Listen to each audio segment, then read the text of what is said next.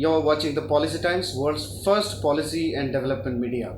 Policy Times as a development media, we absolutely ensure whatever activity we do, it has to bring some positivity, a positive message or awareness for the society. Whatever just like Policy Times, whatever Delhi government does, it always creates a buzz. It always creates a news, and it is always stylish. So now the uniqueness Delhi government has achieved is its absolute outstanding work in the field of education. The latest one being Delhi Skill and Entrepreneurship University.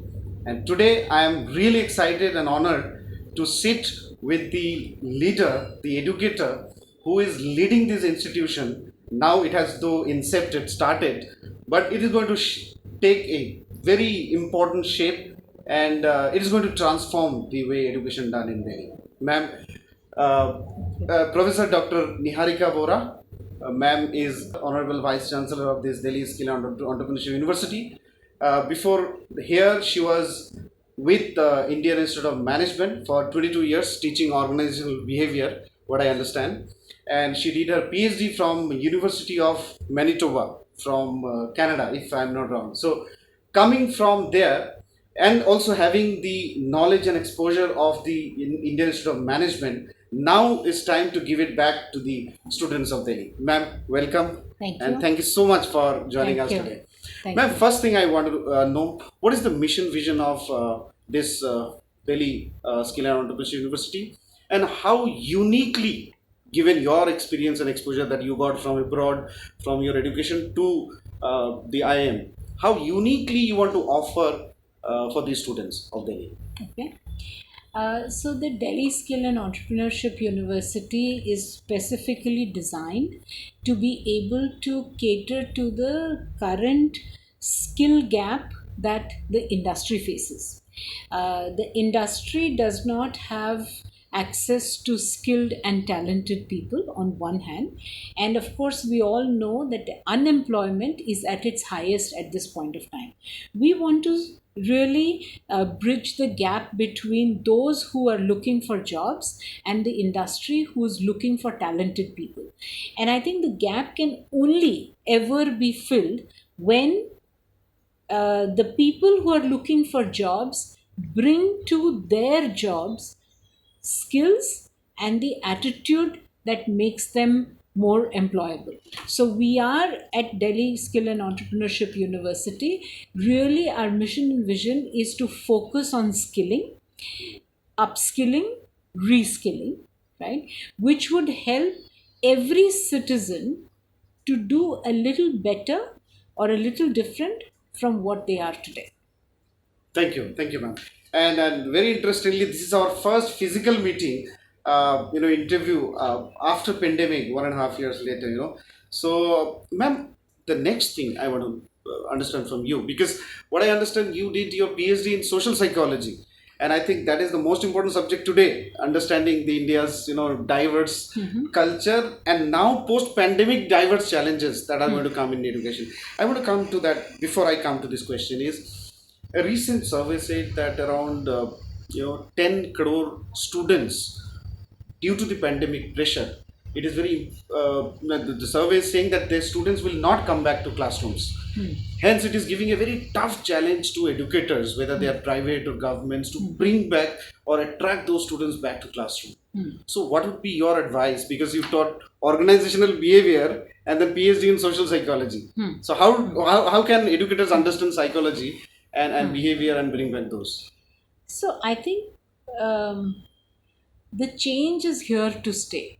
Yeah. I don't think when the pandemic is over, whenever it is over, we can go back to exactly how it was pre-COVID.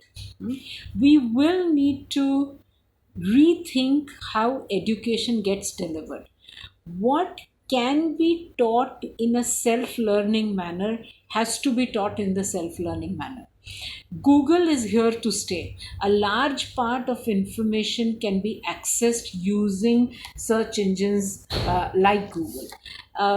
What students need in the classroom is the abilities that are what are called face the world skills, soft skills, employability skills, critical thinking, problem solving, analysis, understanding each other, understanding self, working with various aspects. Those are systems thinking. These are the kind of skills that cannot be taught online. For these, I need to attract the students back to campus. What they can learn on their own and can learn in the comfort of their homes, I think students should continue to learn in that way. So what we are saying is it has to be a hybrid class. Hybrid. The second thing is people will come to the classroom if they find what is in the classroom is a value add from what they can do by sitting in the comfort of their homes or Absolutely. wherever they can. So I think as educators we have to look at what is seen as valuable by students. And as soon as we are able to understand that and deliver that in the face to face and allow some of the online, I think we have a winner at hand. So in the hybrid model, we need to see how much value addition students are getting out of the Yes, exercise yes, or the activity that they are yes. doing. I'll come back to Delhi Skill and Entrepreneurship University, man, because Delhi government has done absolutely wonder in the school education. Sure. Now is time for the higher education, Okay. and we needed to bring something very unique, innovative, and I think Delhi Skill and Entrepreneurship University is the right decision I and hope right so. approach. So now, ma'am, how do you think that the success we achieved at the secondary education can, and Delhi School and Entrepreneurship University can transform Delhi's education phase or system? So I think I'm hoping that I'm not I'm not starting with the aim of transforming. I'm starting with the hope to find out what is it that is that needs to be done differently in the current education system, higher education system. And I think one of the things that we have realized is that a lot of what gets transacted in the classroom in the higher education space today is not related to the world of work. So the first thing is that we are trying to get the world of work and the higher education class to be similar, or at least one to build on the other.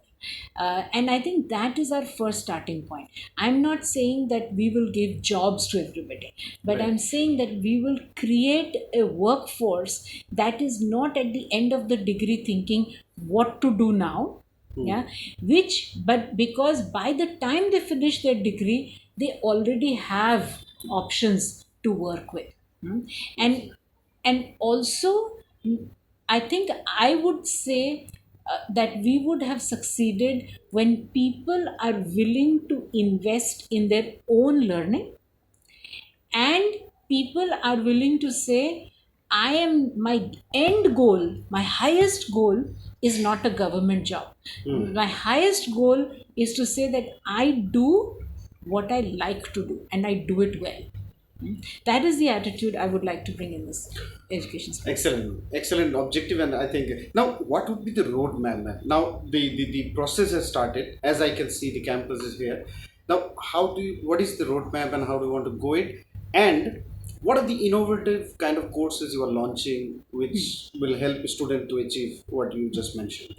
So we have what we have done is we have taken what are the current industry needs, right? So nobody today will disagree if we say e-commerce, land Yeah. transportation, data analytics, digital media design are some of the things that everybody, Yeah. the industry needs, because that those are the new jobs. So what we're saying is we've created courses in these spaces. These courses have not been developed by academics sitting in their beautiful offices. These courses have been developed by academics and industry professionals. and these courses are going to be transacted in a unique way. Some courses will be done online, some will be done Okay. in 3 weeks, Hybrid. some will be done over 5 months, Okay. some will have apprenticeships, and some will actually have a lot of industry exposure and project work as they go along. So depending on the course, there is a design. We're not saying this is the design, all courses have to fix in it. We're saying depending on the course, we'll change the design of the course. So absolutely flexible and Absolutely. open. So Yes. that is the model that you were thinking. Excellent. So now I'll come to the the broader context as the whole country is suffering the pandemic, massive impact of the pandemic in the education. Post pandemic, how do you see India is going to recover from the education loss that we have suffered? And also at your institution, you have already mentioned how uniquely you are taking the approach.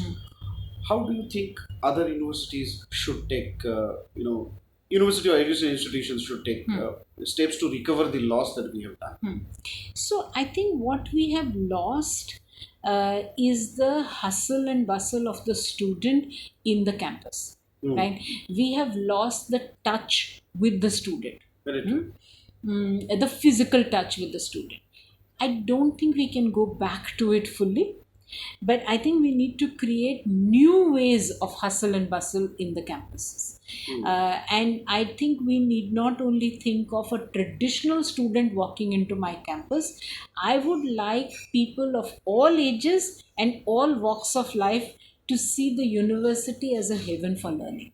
And I think that's what a lot of universities possibly need to look at. So exactly organizational behavioral Wow. vision that I can see. My final question. We have in one side we have the Oxford, Harvard, Cambridge, and Manitoba, University of Manitoba kind of institutions. On the other hand, we have IIMs, IITs, and all this kind of institution. 5 years down the line or 10 years down the line, how do you see, or where do we see going to see Delhi Skill and Entrepreneurship University to be in which, and in the also a little bit of global ranking perspective?